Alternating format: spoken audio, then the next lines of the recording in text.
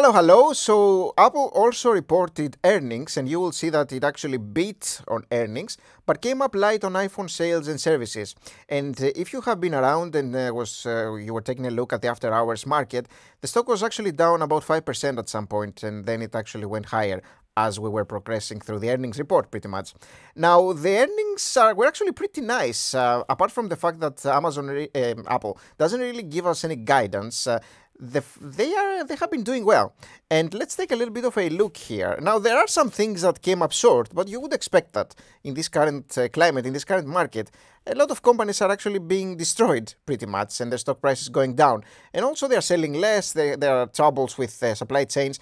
With the supply chain, so there are issues for sure. But however, you will see here that why am I saying Amazon? Apple actually did 1.29 versus 1.27 that was estimated. That was the estimate, and 90.15 billion versus 88.90, which is up 8.1 year over year. So they are still increasing their top line over here, which is nice to see.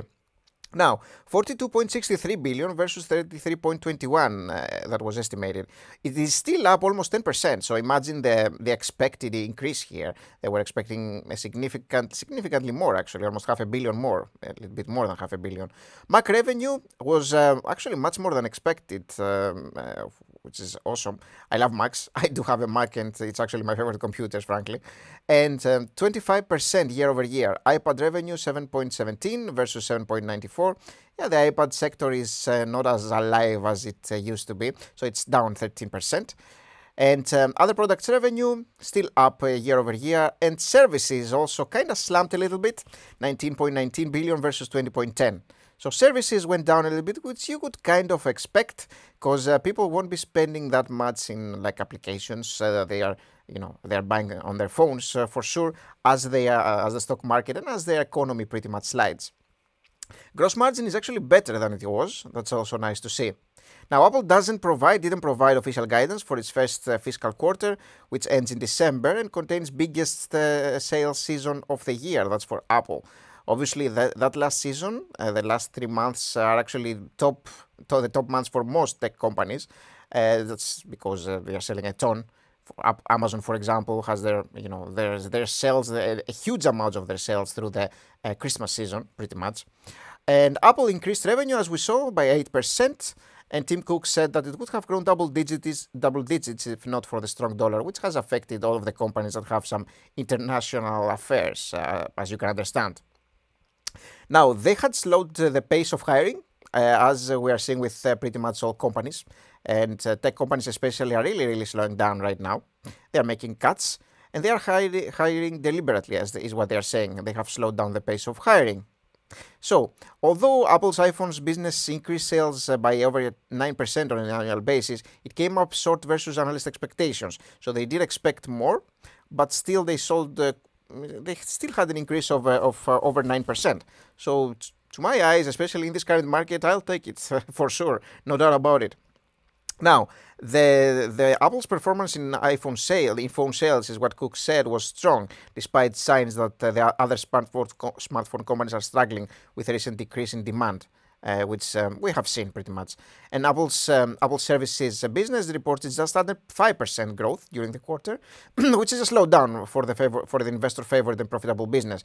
You can understand that the services business is extremely important for Apple because it generates part of the revenue that is having a significantly high margin because it's a software service, and so they do want it, and Apple's investors would definitely want this to increase. Now, it still grew 5%, but not as much as you would expect. And again, it's something that you would kind of expect in this current market, is the thing. So that's something that we're gonna see how it's gonna progress through the years, of course. And overall, Apple did pretty well here. I mean, I am not disappointed at all by this earnings report here. I actually, frankly, would even expect their stock price to go higher. But again, in this current market, when actually Amazon was down like 20%, let me refresh here and see what's going on. Actually, now it's down. So that changes a lot. Now it's down to 2.67 for some reason. Now remember that we are, actually as I'm making these videos, we are still under the earnings report announcements pretty much, and so things change. So this is why you're looking at potentially some some changes in the after hours stock price. And they're going to happen for maybe like an hour, still like an hour or so. It's very normal. Now, 2.67 down. Let's take a look at what Apple has been doing, because it's a company that I would love to add to my portfolio. You have no idea.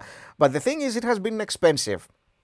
And is a company that is obviously doing fantastically well, like 265 billion to 400 almost here. And net income of 59 to almost 100, like doubling it. In terms of the balance sheet over here, you will see again, it's a company that has 300 billion liabilities and 50 in total equity. But remember, the company has been deliberately doing that. They have been getting that deliberately. I have made videos about that fact for Apple. It's a thing that they do on purpose, and they kept doing on purpose when interest rates were low.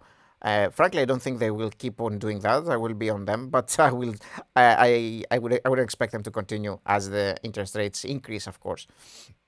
Now, the net cash from operating activities, operating cash flow, that is, 122 billion here. And it's interesting to see that their free cash flow is 111 billion. Insane. It's a lot of free cash flow. And their liabilities were about 3 times that. So that's very, very solvent as a company over here. Now, in terms of the net cash from financing activities, they actually spent 110 billion. Remember, they are paying a little bit of a dividend, but the dividend is very little and very safe.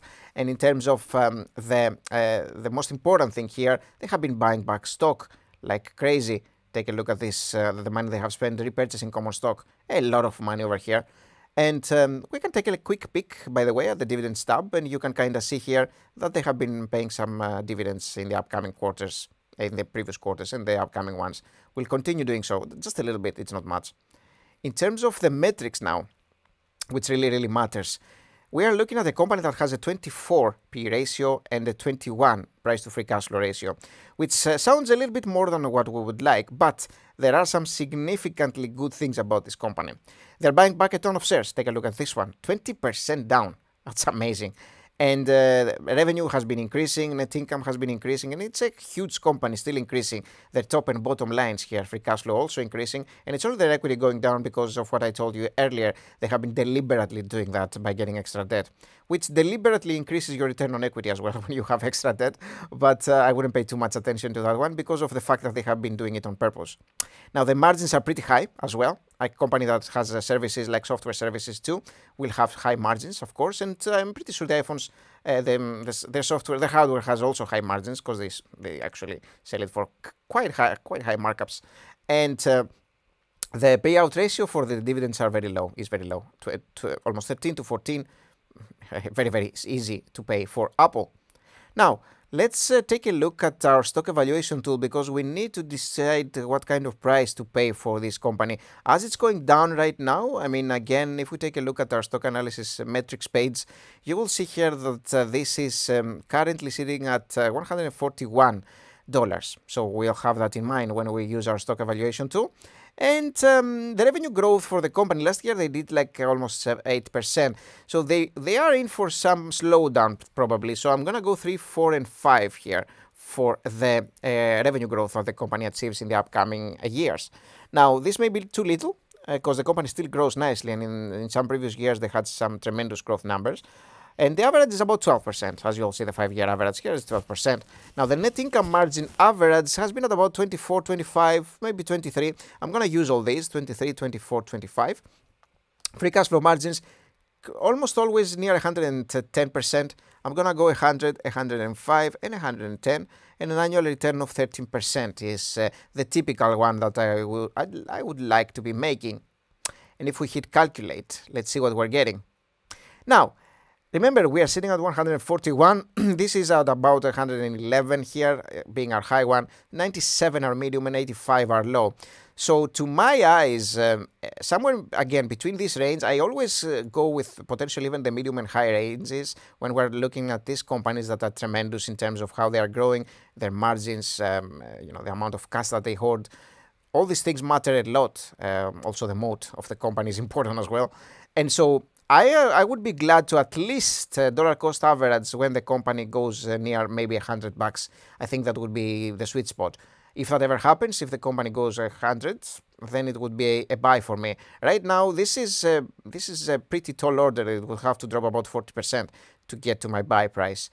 And, you know, I'm not sure if that will happen for Apple. Maybe at some point, or maybe in the future, it will achieve this kind of projections fulfilled for our medium and high estimates here. We don't know.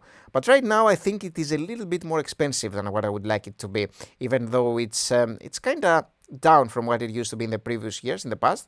It's not down as much, and yeah, it's down like 23% right now, 22%. It's actually even less now. So I don't really think it's the buy time just yet. And actually, at some point, it was actually even lower, like in the last 3 months. You'll see here it was actually even lower. So right now, it's just not the time. I'm just not seeing it right now. But amazing company to be buying at a lower price. And I think they're going to be doing really, really well in the upcoming years. I just want a better price than what it is right now. And I think we may as well get it at some point. I don't know about 100, but maybe we'll see 120. We'll see. I will be around, hopefully. So thank you for watching. Tell me what you think about Apple. I'd love to hear it. Leave a comment below. And I'll see you in the very next video. Bye-bye for now, guys. By the way, the next one is going to be about Intel, which also had earnings. Probably going to do one about Pinterest. There are a lot of earnings today, so stick around. I'll see you soon. Bye-bye.